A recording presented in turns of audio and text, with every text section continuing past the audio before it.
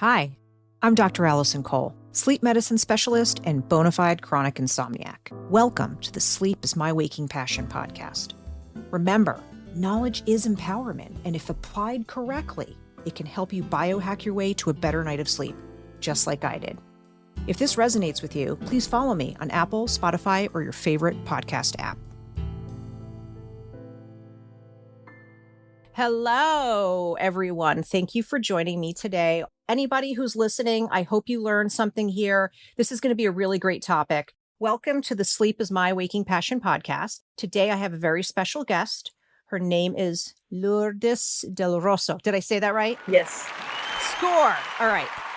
So Lourdes is an MD, PhD. This chick is smart, okay? She is working out of the UCSF area, which is University of California, San Francisco. She has done many great things worldwide in terms of her trying to help folks via her directorship with the World Sleep Academy. And she has been willing to talk to me about pediatric sleep. What I'm trying to do is I'm trying to understand a little bit more about what are the important things we need to know for pediatric sleep. And I know a lot of you probably have kids and a lot of questions. So I'm going to try to pick her brain a bit. This is one of those episodes where even I don't know that much about pediatric sleep compared to this lovely woman. So welcome, Dr. Delrosso. Yeah, so World Sleep Academy. Tell me more about this. What is that? Yes. Hi, everyone. And thank you for the invitation. It's an honor for me to be here and to be able to talk to everyone about something that is both our passion, which is sleep. The World Sleep Academy started as an initiative of the World Sleep Society. The World Sleep Society is a group of societies from various countries, including the American Academy of Sleep Medicine. And the goal was to provide sleep education to those areas that are underserved. In particular, countries in Latin America and Africa in which sleep medicine is not a specialty. As some of you may remember, maybe 30 years ago, sleep medicine was not a specific specialty, and it developed from people in groups like yourself in pulmonary sleep medicine, who would see obstructive sleep apnea, neurologists who would see narcolepsy, psychiatrists would see insomnia.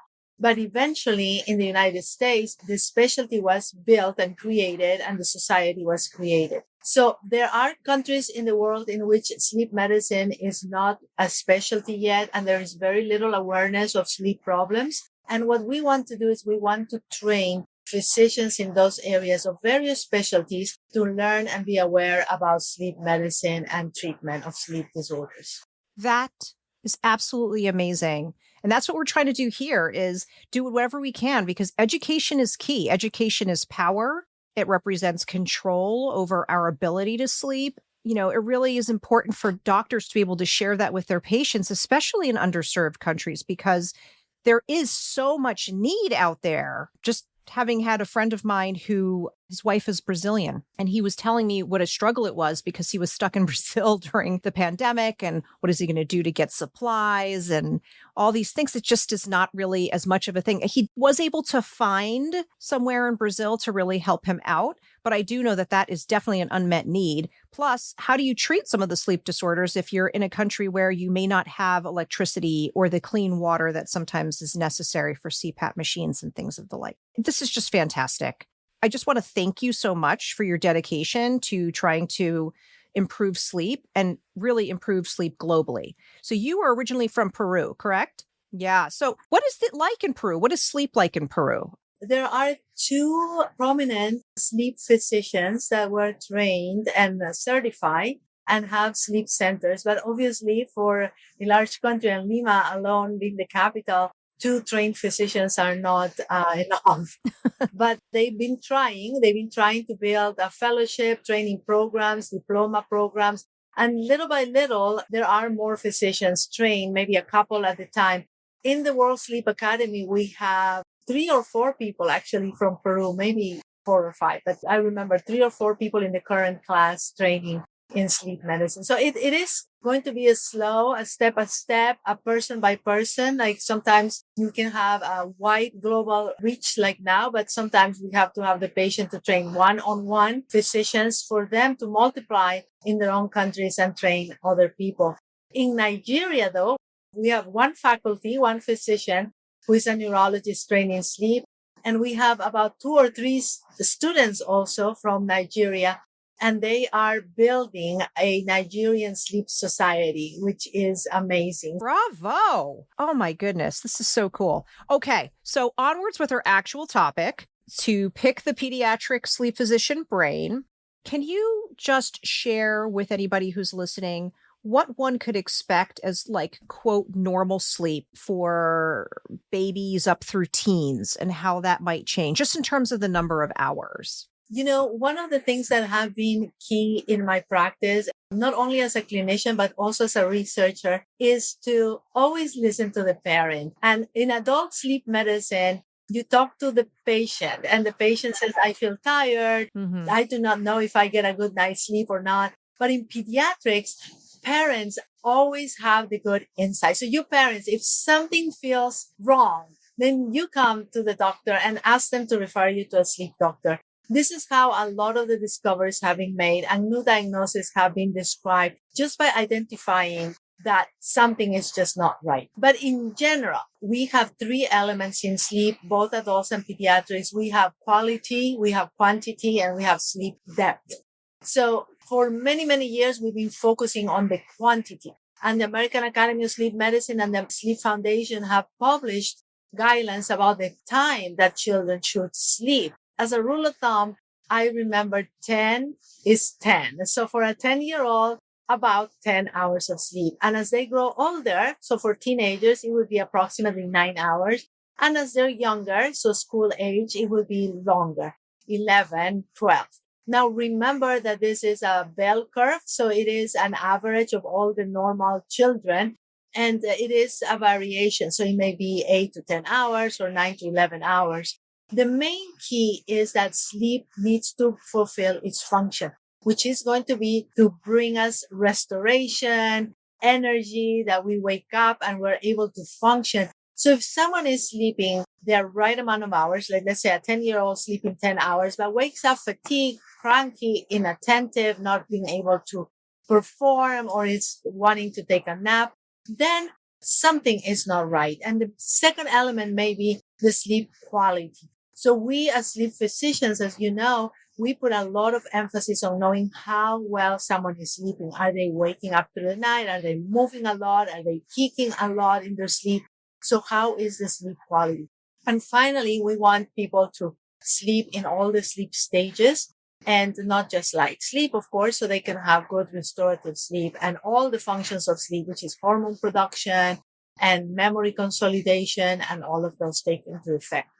So as you mentioned, sleep varies through ages. So when we're babies, it is not the same. And, you know, a lot of that for the first 6 months, sleep and wake is regulated by feeding cycle. Eventually, after 6 months old, sleep starts being consolidated at night with some naps during the day. As children grow into 6 years old to 5 years old, those naps slowly are dropped until there is no more napping between 3 and 5. And then sleep is consolidated at night without the need of naps. Any abnormal behaviors, like something happening at night, snoring, sleepwalking, significant movement, something abnormal happening before bedtime or after bedtime, should be discussed with us. I had described this in a previous episode just to have my listeners sort of recall. But when we go through our sleep cycle, we have different stages. So we have sort of a lighter stage 1, non-rapid eye movement sleep. Then we have stage 2, which is also non-rapid eye movement sleep. Then we have our quote deep sleep, which is also a form of non-rapid eye movement sleep. And that's our stage 3 sleep. And then we have a rapid eye movement period.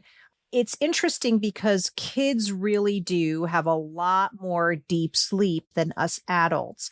Can you refresh my memory? Because I do remember that factoid, but maybe you can put it into context of the different age groups or classes of kids. Usually, as the child is growing, well, It is and it isn't, because when you have a baby, you have 50% REM sleep. So actually, when we are in utero, a fetus in utero could have 75% rapid eye movement sleep. And by the time that babies are born, it drops to 50%. And if you remember from teaching your fellows in your academic time, you remember that we say that a babies often enter sleep in REM. And that is something that goes away as we grow. Some people have postulated that rapid eye movement, because the brain is so active and there is so much activation, that this signifies that transmission and neurons are making connections and is building things, and the brain is really getting all of this activity going on. So by the time that someone is born, it drops to 50%. And that's when slow waves starts kind of being the predominant stage. And during slow wave, which is interesting, I remember when I was young, and I don't know if this happened, or it may be cultural, but people would say that babies grow when they sleep. So you put a baby to sleep and then you wake them up, oh, it's bigger. And we thought it was just something that grandparents would say. But in reality, we need that N3, that deep stage, because that's very linked to the production of growth hormone. So deprivation of this slow wave sleep would cause deprivation of growth hormone. So it is quite interesting that it is linked, and childhood is one of those stages in which slow wave is predominant.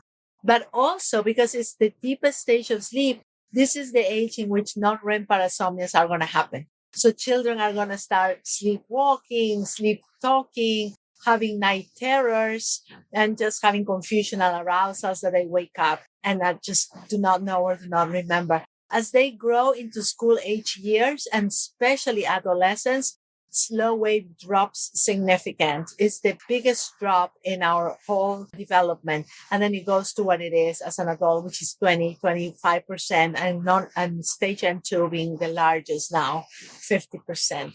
That coincides with adolescents having lighter sleep and more insomnia problems and other sleep complaints, and just waking up by any little sound. Well, if you have a 7-year-old, you can have an orchestra going on in the house and they'll still be sleeping. Or you pick them up and it's like they're a lump and you just toss them into bed. That's what happens at my house sometimes. My first mentor used to say, if you wake up any child school age while they're in slow wave sleep and put them on their feet, they'll just sleepwalk. So yeah, it's a very fascinating. I love that because I've actually seen that in real life with my kids. My youngest one is 6, and it's definitely been an interesting ride to have to kind of pick up this lump and try to get her upstairs sometimes when she dozes. And then she's like talking, and I mean, it's just amusing because she's clearly like there's stuff going on. There's like a whole adventure going on in her head, and I'm being made aware of it. Or my older one, sometimes we just kind of nudge her and she just sort of like waddles upstairs and goes right into bed. And you're just like, I don't know how that happened, because it seemed as though she didn't even have her eyes open, but it did. I did want to touch base on how teenagers end up having what we sleep doctors call like a delayed sleep phase.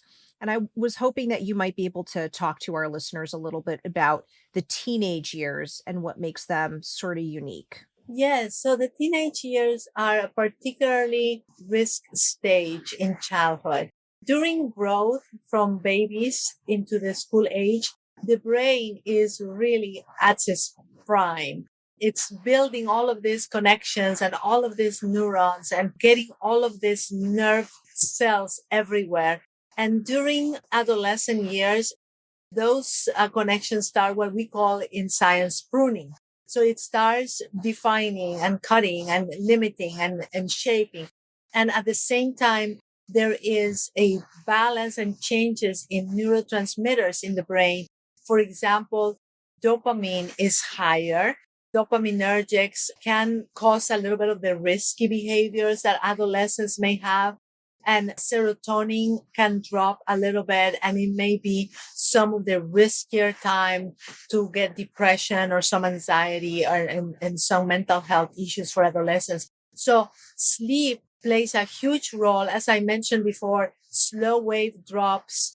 And there is something that happens in our genetic makeup that makes our clock, our natural clock, being delayed during teenage years. So I feel for parents that have multiple children generations in their home, like they have a 14-year-old and a 10-year-old and a 5-year-old, and the parent can't really set up a bedtime routine for all of them. So I really feel for them, because one of the first things that we do as pediatric sleep doctors is you really need to establish a bedtime routine to build those connections in the brain that this is bedtime and that the child will fall asleep. But it needs to be 7 o'clock for your toddler, 8 o'clock for your school age, 9 or 10 o'clock for your 10 years old, and it's going to be 10 o'clock for your teenager. If you try to put everybody in the same time, it's going to be very frustrating for the other children. Not only teenagers will have a delayed phase that they're not going to be sleepy until later, but also the pressure to sleep is going to be lower. So what we call the homeostatic control of sleep. When we are awake, the longer that we're awake, the faster that we're going to fall asleep. So right now, for me, it's about 4 o'clock, 3 o'clock in the afternoon. But if I stay up until 3 in the morning, I'm going to be really sleepy and I'm going to fall asleep. The longer that we're awake, our brain sends stronger signals. That process, that homeostatic process, is also lower in adolescents. So adolescents can stay up all night and feel very little need to fall asleep. So when the parents, or sometimes us as sleep physicians, feel frustrated because the adolescents are staying up until 2, 3 in the morning and they're chatting with friends and they're completely alert, we have to understand that some of the same techniques that we use in insomnia in adults are probably not going to be as effective in teenagers. Yeah, so those are the main factors that occur during adolescence that we need to be aware of when we treat. I had a lovely chat with a gentleman who volunteers with me on the ASM advocacy committee, Dr. Nawab. And one of the points that he brought up in our conversation that I want to bring to you here was that he recalls, or he's recalls even having patients who sort of felt as though their parents were like, "You're going to bed, get in your room, go fall asleep right now." And I think we're all guilty of it when we feel a little frustrated that our kid, like, we really got to get stuff done. We're like, "Listen, I know you're just hemming and hawing and trying to stay up later than you should, but you really got to get to bed." What he was describing was that some of his patients actually endorsed feeling almost bad, that they're like, "Oh, well, I'm a bad person because I can't fall asleep and my parents want me to." Obviously, that can sort of affect one's outlook over time when all those neurotransmitters and all the neurons are making little connections in that teenage brain, for example. Do you have any words of wisdom? Because there may be some parents listening as to what you advise your patients in order to promote their children getting better sleep when they seem to be fighting it. My advice would be both the bedtime and the wake up time are important. The nap time is important. So when we talk about building a pressure to sleep, if someone takes a nap in the afternoon, such as coming back from school or falls asleep or dozes off during the day, that pressure to fall asleep is going to go down to zero. So if we are building a pressure to fall asleep and we're tired and by 5 o'clock we take a nap and we wake up at 7 or at 8, then we're not going to be able to fall asleep until 3 in the morning or 2 in the morning.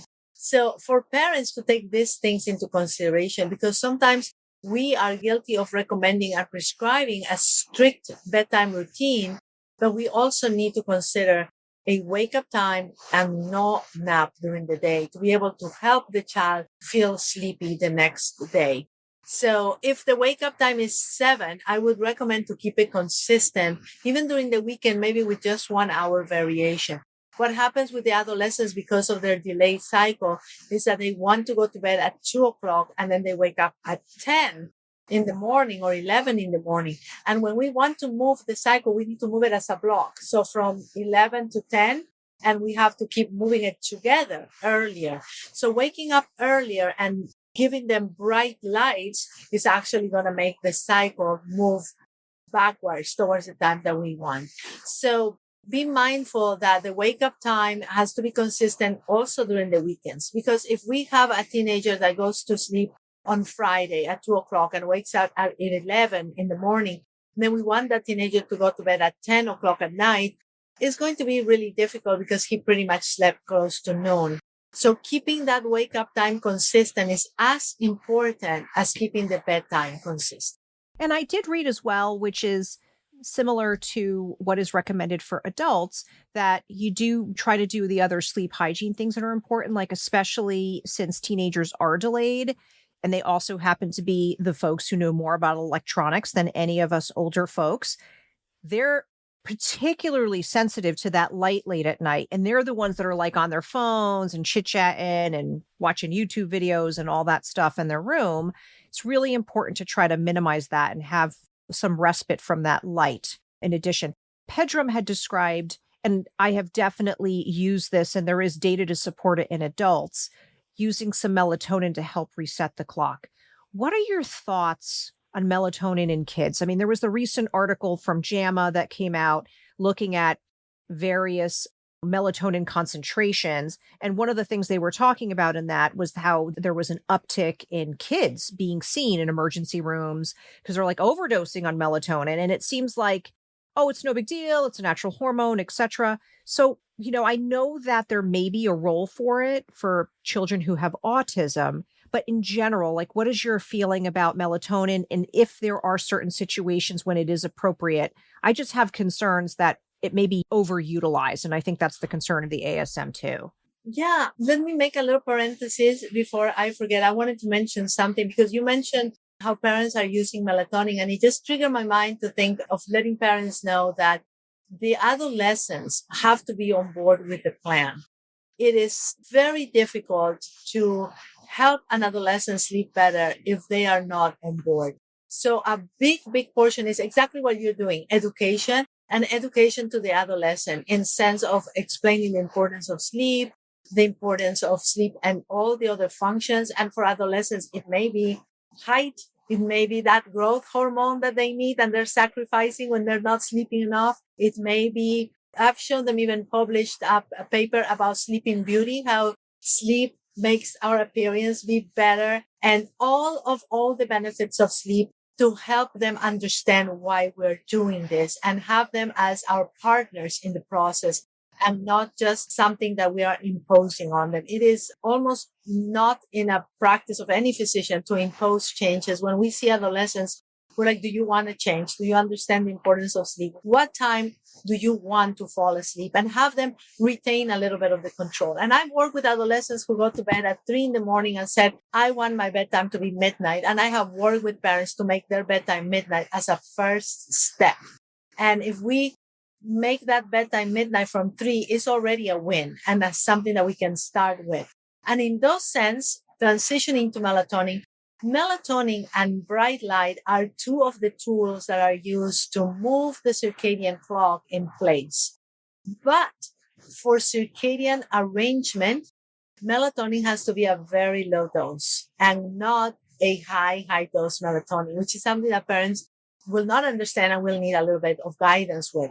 So we need to have a 0.5 milligrams to 1 milligram of melatonin 2 to 3 hours, maybe up to 4 hours before the actual natural clock, which is hard to determine in your teenager. So if your teenager is going to bed at 3 or 4 o'clock, that melatonin can be given at 6, 7 o'clock at night because it will not do anything. It's outside of the actual range of the brain clock. So it will have to be at midnight or at 11:30 for the child to start moving that clock slowly backwards earlier what it is. Melatonin should be used for short term in, like you mentioned, normally developing children, not as a long term, because the side effects and the effects that we have on development on other organs are not fully understood or studied. But as a short term for circadian misalignment, it's a wonderful tool and I've used it many times. When you have children that you know that are known to have melatonin dysregulation, like some syndromes like Smith-Magenis or autism spectrum, then you can safely supplement very low doses of melatonin. And in these parents, I tell them, it's going to be beneficial. Just stick with the plan. It is not a sedative, so it is not going to be a magic pill that is going to make the child sleep immediately. But we're going to slowly be creating that environment for the child to be able to sleep at the right time. Awesome. Thank you so much for that. So as I start to conclude, what I wanted to ask you is, and you had touched base on it earlier, but I figure it's worth restating. I think the crux of what I'm getting from you is if parents are suspicious that something's going on with their kids' sleep, they shouldn't be shy about reaching out to get more assistance, right? And there's only so many of you guys to go around. And I would tell you, I have seen pediatrics. I typically stick with the teens and above because the real little ones, I'm like, not my jam. Don't go see me. Go see Lourdes. But I wanted to know from you if you had a few symptoms that you would highlight that would be important to parents to really not hesitate to get that kid in for a further evaluation. Absolutely. Snoring is the most common. Witnessing that the child stops breathing immediately, the child needs to be seen and have a sleep study. Then if the child has injured themselves in sleep, like if they've fallen out of bed, if they get up and hurt themselves, they need to have a sleep study. If your child has a special or a specific risk factor, so if they have seizures, if they have syndromes that would place them at risk, like Down syndrome, if the child has any particular problem like swallowing or breathing or any brain issues that could place them at risk, children with cerebral palsy, particularly high risk for sleep disorders, I would just say have a consultation, have the child being evaluated just to be sure everything is okay. Other symptoms that are concerning is just a child that doesn't seem to be resting during sleep, a child that kicks a lot in their sleep, pushes bed sheets out or out of the bed restlessly. And definitely if they wake up and they are sleepy, dozing off, children with attention problems in school should have an evaluation for a sleep disorder as well. And if anybody wanted to see you for a sleep consultation, how would they find you? Where are you located these days? Yeah, I am at University of California, San Francisco in Fresno. So it's in Central Valley, California. Wonderful. So you heard it. Anybody out there in California who needs to see a sleep specialist or wants their children to see a sleep specialist, please, you know who to go to. If you guys are interested in having a sleep consultation with myself, I'm available to see consults in both California and New Jersey. I work via telemedicine. I do see teenagers and I see adults, and I coordinate care with Oak Health Center based in Laguna Hills, California. To find out more, you can go to our website, www.oak.care/sleep. Thank you so much, Lourdes. It was such a pleasure. Really, thank you. Wonderful. Thank you very much. I really hate to have to do this, but these are my terms and disclaimer. This podcast is intended for persons 18 years or older. This podcast provides general information and discussion about medicine, health, and related subjects. The words and other content provided in this podcast and in any linked videos and materials are not intended and should not be construed as medical advice. If the listener or any other person has a medical concern, he or she should consult with an appropriately licensed physician or other healthcare worker. The views expressed on this podcast and YouTube channel have no relation to those of any academic hospital practice or other institution with which the authors are affiliated. There is a detailed terms of use agreement. You can see it all on the YouTube channel. In the interest of brevity and the fact that it's legalese and really hard to read, I am not going to read it. But accessing, reading, or otherwise using the podcast or YouTube channel does not create a physician-patient relationship between you and me. Providing personal or medical information to me does not create a physician-patient relationship between you or me